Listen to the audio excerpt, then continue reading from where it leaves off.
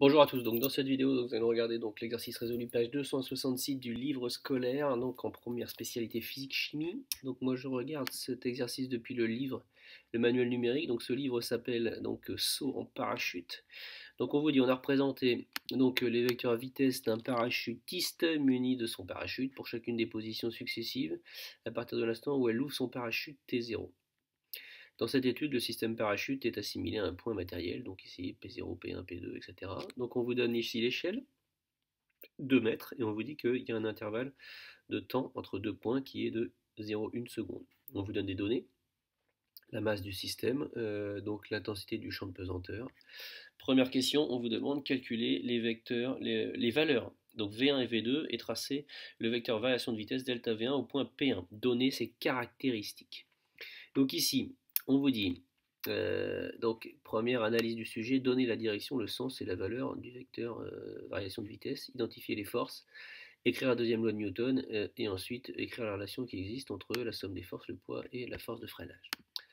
Alors ensuite, on vous dit, première question, donc solution.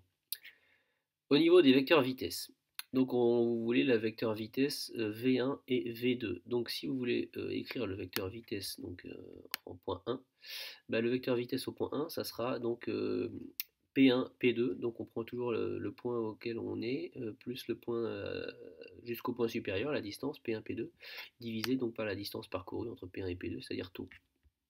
Donc ici, on regarde ce qu'ils ont écrit. Donc ils ont écrit P1, P2 égale, donc ils cherchent la distance, 8 carreaux, sachant que 8 carreaux, sachant que ici vous avez un carreau donc qui vaut 2 mètres. Donc ici, vous pouvez dire ici, non, on a ici P1, P2 qui vaut, alors si vous comptez ici, P1, P2 qui vaut, ils ont compté 8, donc ici 8 petits carreaux, sachant qu'ici vous avez 2 mètres pour 5 petits carreaux, donc vous faites de la proportionnalité, et en faisant de la proportionnalité, vous allez arriver à 8 fois 2 divisé par 5, c'est-à-dire 3,2 mètres.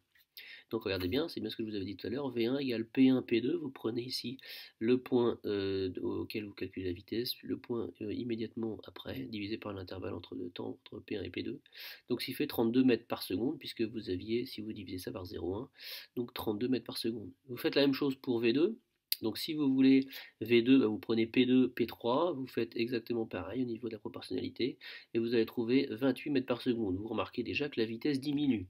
Bon, c'est assez classique quand vous regardez ici, regardez bien, hein. Rappelez-vous, le parachutiste, on voit bien que le mouvement ici, il est rectiligne, décéléré, puisqu'on voit clairement qu'il parcourt des distances qui diminuent au cours de durées égales.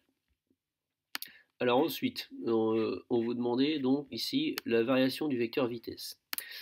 Alors la variation du vecteur vitesse, donc c'est V2 moins V1, donc pour la vecteur, vous prenez celui qui est après moins celui qui est considéré. Donc ce qui donne, vu qu'ici on est sur un mouvement à une dimension, on peut faire on peut écrire cette règle-là. Cette règle-là est absolument fausse dans tous les autres mouvements qui ne sont pas à une dimension, attention. Donc ici ils font V2 moins V1, ici regardez bien, vous avez ici V2 en vert, V1 en bleu, ici V2 est plus petit que V1, donc le delta V1 représenté au point 1, donc ici sera forcément dirigé vers le haut. Donc avec une norme qui serait égale à 28 moins 32, donc vous faites la valeur absolue ici, les traits, donc ça veut dire 4 mètres par seconde. Delta V1 est vertical vers le haut. Au niveau de la question 2, on vous demandait quelles sont les forces qui s'appliquent sur le système, donner leur sens et leur direction. Alors quand le parachute, donc il s'exerce donc des forces qui sont le poids vertical dirigé vers le bas, donc en gros c'est parce que c'est la force qui relie la force exercée par la Terre. Qui l'attire en son centre, et la force de freinage du parachute, ce qui fait qu'en gros il va pas aller se cracher par terre et qui va, plutôt que d'accélérer, aller en mouvement rectiligne décéléré. Donc ici, elle est plutôt verticale, dirigée vers le haut. Donc ensuite, à la question 3, en appliquant la deuxième loi de Newton, calculer la résultante des forces appliquées au point P1, donner son sens et sa direction. Donc si on regarde la correction, donc on vous dit d'après la deuxième loi de Newton appliquée au point P1, on sait que delta V1 sur tau égale la somme des forces m fois delta V1, regardez-moi je me suis trompé, j'ai oublié, la masse m fois delta V1 sur tau égale la somme des forces extérieures. Ce qui veut dire que la somme des forces extérieures est de même direction et de même sens que delta V1. On a trouvé, nous, delta V1 qui est vertical dirigé vers le haut. Attention, quand on a fait ici, quand on a fait la construction des vecteurs vitesse, regardez bien delta V1, quand vous faites V2 moins V1, c'est vertical dirigé vers le haut. Donc ça veut dire que, en gros, la somme des forces extérieures, elle est verticale ici, dirigée vers le haut. Donc, et elle a pour intensité, donc somme des forces extérieures est égale à m, donc la masse, fois delta V1 qu'on a calculé, 4, divisé par taux qui est égal à 0,1. Donc on trouve 3600 newtons. Donc ici, si vous avez donc 3600 newtons pour la somme des forces extérieures, ici en rouge, on vous dit par projection sur l'axe vertical. Donc si ici vous savez que vous avez le poids, ici vous savez que vous avez la force, et vous savez que la somme des deux, donc qui au niveau projection, attention, projection, on sait très bien que ici la somme des forces F en vert va être plus grand au niveau de la longueur du segment fléché que le segment fléché associé au poids. Donc c'est pour ça qu'ici ils écrivent que la somme des forces est égale à F moins P. Encore une fois, ça vous avez le droit de l'écrire au niveau des normes, uniquement dans un cas à une dimension parce que vous projetez sur l'axe. Si vous avez une relation vectorielle somme des forces, vous avez 4 forces et que vous écrivez, vous enlevez les vecteurs, le prof dans les autres cas il va bugger parce que c'est faux mathématiquement. Là c'est valable parce qu'on a projeté sur l'axe vertical, attention. Projeté sur l'axe vertical, ça veut dire qu'en gros on a pris les coordonnées ici, si j'avais un repère sur Y, donc on aurait un projeté sur l'axe Y. Donc ici, ça veut dire que ici, vu qu'on connaît la somme des forces qui vaut ici 3600 newtons, le poids, donc c'est une formule que vous connaissez bien, P égale mg, on peut en déduire la force donc exercée par l'air sur le parachute. Donc on obtient F égale la somme des forces plus P, donc ce qui donne somme des forces plus mg.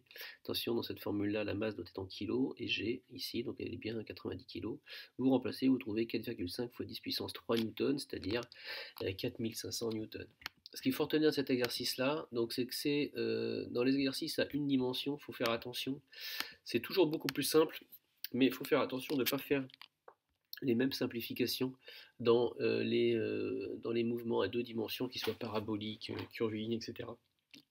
Donc faites attention, n'oubliez pas que toutes ces expressions-là, quand on passe à la norme ici, cette relation-là qui a été écrite ici, delta V1 égale la norme de V2 moins V1, si vous ne mettez pas les vecteurs, là c'est valable parce qu'on est à une dimension, mais dans le cas général, delta V1 c'est, je vais l'écrire,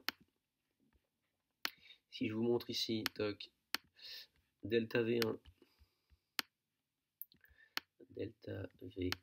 toc, en vecteur, hein, est égal à V2 moins V1, ça c'est toujours vrai en vecteur, quel que soit le mouvement. Si vous êtes en mouvement, si vous enlevez ici les vecteurs pour passer aux normes, mathématiquement c'est faux, attention. Cette relation-là est vraie vectoriellement.